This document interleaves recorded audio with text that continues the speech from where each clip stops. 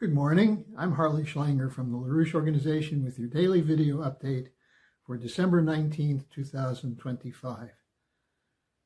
Today I'm going to be reporting on the modern-day Wise Men of Chelm.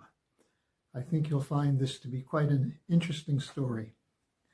Helm is a town in southeastern Poland known for the oft-repeated tales of foolishness of the town's elders. The village's population was largely Jewish, and the stories about them are a major staple of folk entertainment from the 16th or 17th century forward. What makes the elders especially foolish is that they believe themselves to be wise, replete with a repository of axioms which shape an inability to face a reality, and a lack of critical thinking that makes them captive to the wildest self-delusions when confronting a problem. As one who grew up among them, Tevye the dairyman, the famous character of Sholem Aleichem, might say, "Oi, such schmendricks! It's a wonder they could find their way home for the Sabbath dinner." The stories about them are a central feature of Jewish folklore, an example of the self-reflective irony inherent in the great tradition of Yiddishkeit, an ability to poke fun at the often self-defeating response to problems, big or small, real or imagined, facing the Jewish population of the shtetl, and to laugh at their sometimes self-defeating solutions, helped sustain them during times of harsh, oppressive conditions. This ironic humor helped shape the identity of Eastern European Jews, giving them what one scholar of the Yiddish tradition described as an ability to laugh through one's tears.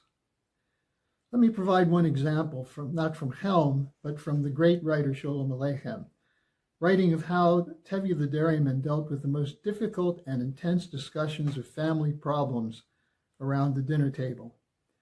With tempers flaring over a seemingly insolvable dilemma, he used a rare moment of silence to change the subject. "Any news," he asked, "about the cholera epidemic in Odessa?" In the interest of self-disclosure, I should note that there are some in my extended family who believe that we are descended from the Wise Men of Chelm. I don't know. Could be true. Perhaps that explains why, in reporting each day on the absurd policies from a modern-day Helm, that is Brussels, I'm able to sustain a stubborn optimism, believing that one glorious day, hopefully before the arrival of the Messiah, such self-important mavens will blush at their chutzpah in asserting that they are the, quote, leaders of the coalition of the willing, unquote, and be able to laugh at their foolishness before they provoke World War III. Maybe events in Brussels yesterday will shatter their self-consoling beliefs that they represent the pinnacle of Western liberal democracy.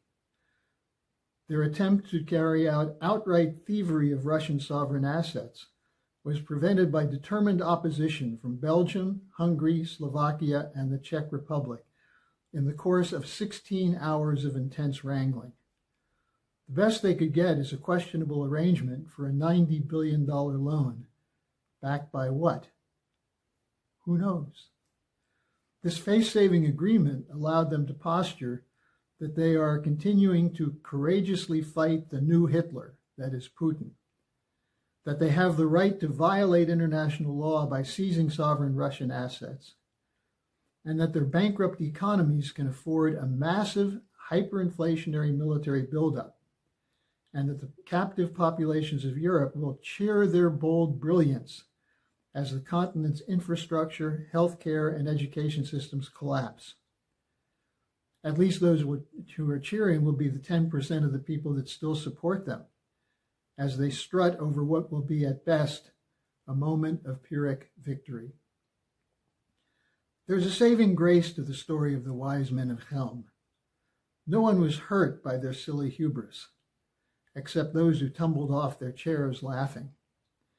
The same cannot be said of the effects of the actions of Princess Ursula and her coterie of dibbuks, who assign those who they are supposed to govern to the peace of the grave.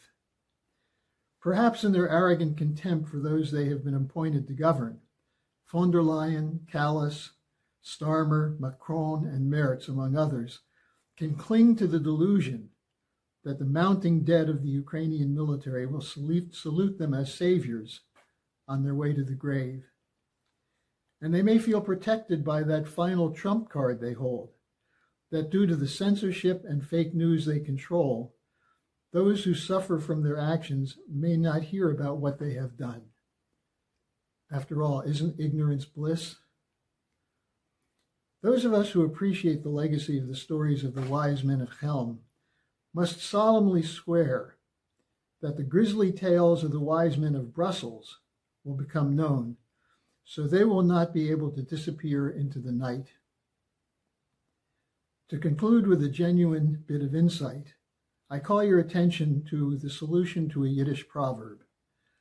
The truth never dies, the wise men say, but it lives a terrible life. Well, the solution to that proverb, it is up to us to protect the truth from those who in their inflated egos believe themselves to be the masters of the universe.